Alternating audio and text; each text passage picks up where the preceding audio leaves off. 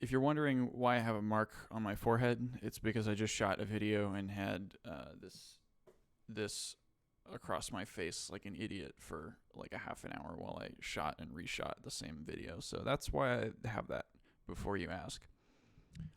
This video is called "I Hate Politics." It is scripted, but it's somewhat just a casual internal monologue I had with myself about a point of view that a lot of people probably share. And it's this idea: I hate politics. It's an easy conclusion to come to because between petty bickering, fake news, corruption, and licentious mudslinging, it's hard to know what's good and true and decent in life. The highly polarized nature of our political climate is divisive and somewhat demeaning. Between the laughably predictable nature of our partisanship and the awkward Christmas dinners, it's no wonder people are fed up with the current state of affairs.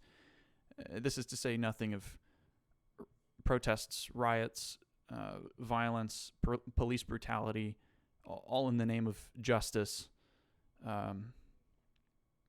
It does nothing but perpetuate the cycle of hatred to a greater extent than before, and to the average person, it looks helpless. It really does, and it's easy to say, I hate politics. Almost everyone agrees. But how did we get here?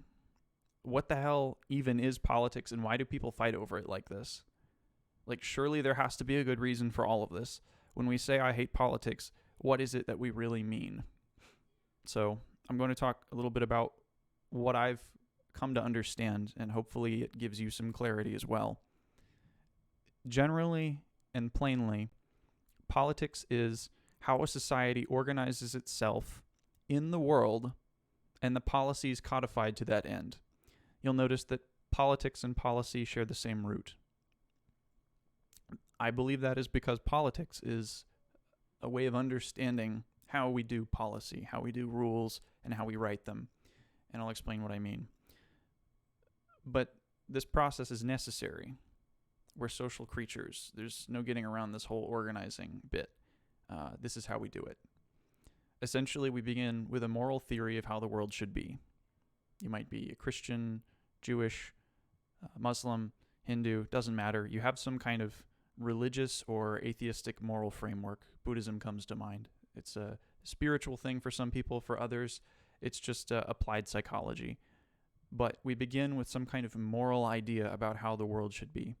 So, for case of example, killing is bad. That's just a general idea a lot of people can agree on. Why? I don't know. Take it up with your priest.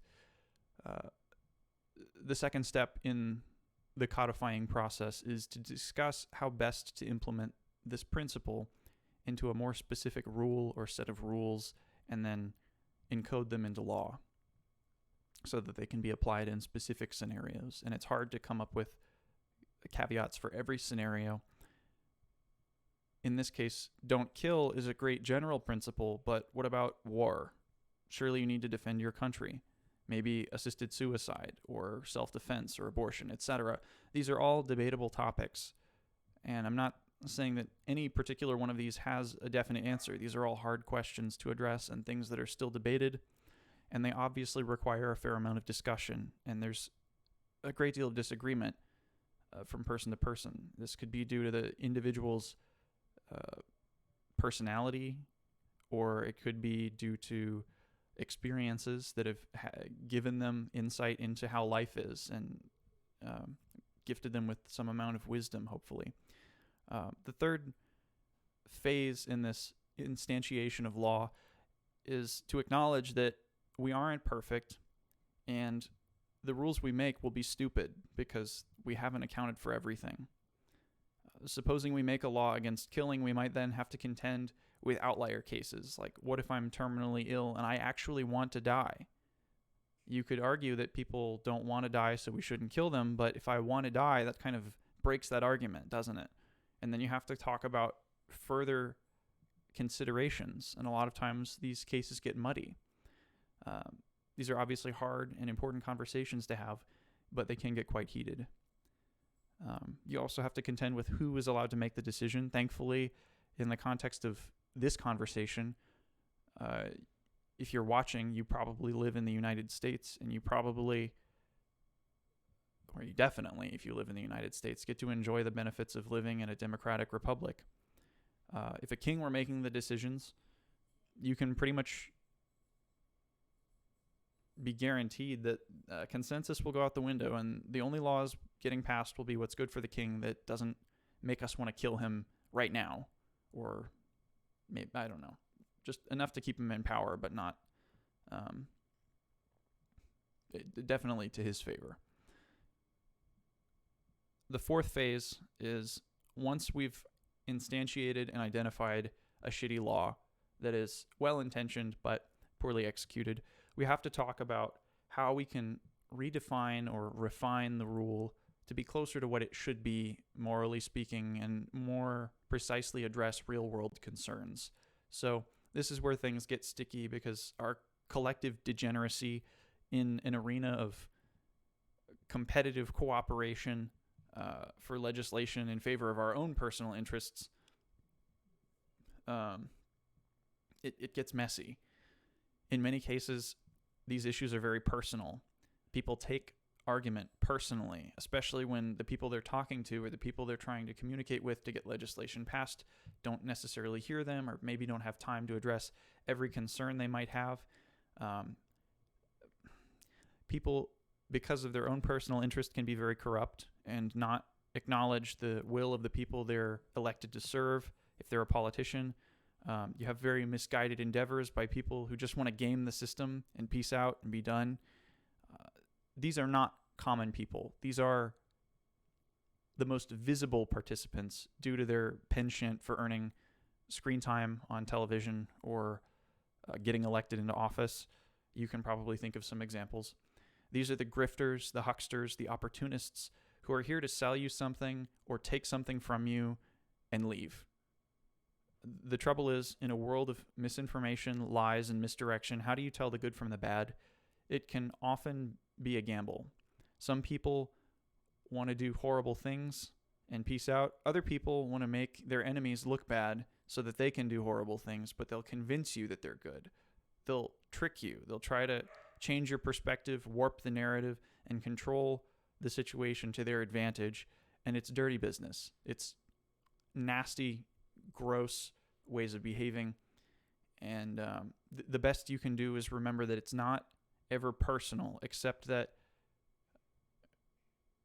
we take it personally.